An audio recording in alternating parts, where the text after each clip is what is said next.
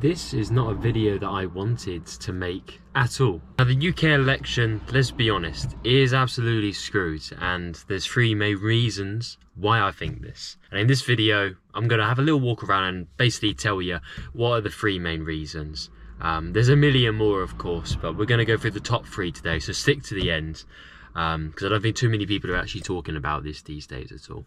Let's go. I was totally convinced that this was 150% obvious, but apparently not. We live in a two-party state, guys.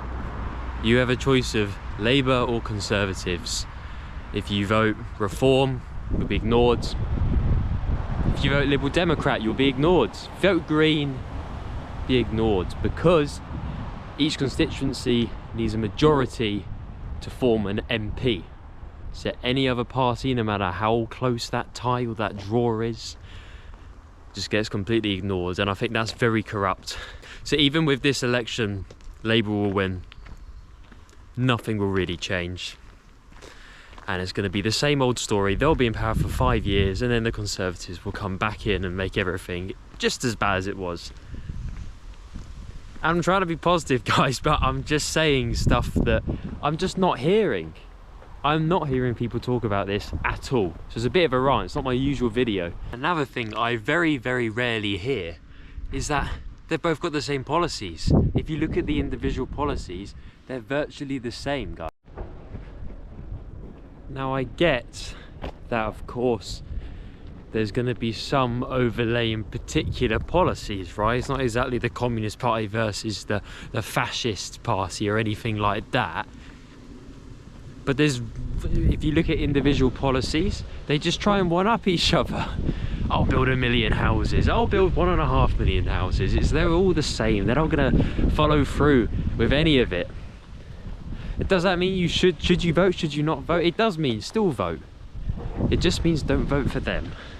I know that seems like a very simplistic thing to say, but the only way things are actually going to change is that people learn there aren't just two choices. There's a third way. The third and final reason is a very simple one. Every single party accuses the other of having a black hole in their budget. A black hole, guys. Every single one. And the thing is, they're actually not lying for once. Surprise, surprise. But it's every single one. Add up their policies with their respective financial budgets, and you'll come to the same conclusion. Every single time, they can't afford to implement everything. And the same cycle goes, because there's not much competition. It's either him or him. Virtually the same policies, and the same people voting them in every single time.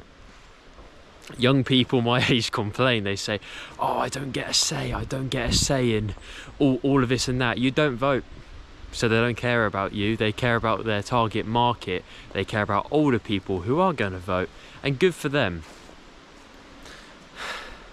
So should you vote in the election? Yeah, you definitely should, of course. Just have a good think about who you want to vote for. Which one's least likely to lie? Easier said than done.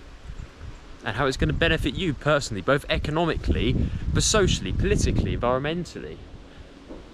Have a little think. Anyway, that's the end. It's a bit of a weird video, a bit of a different one.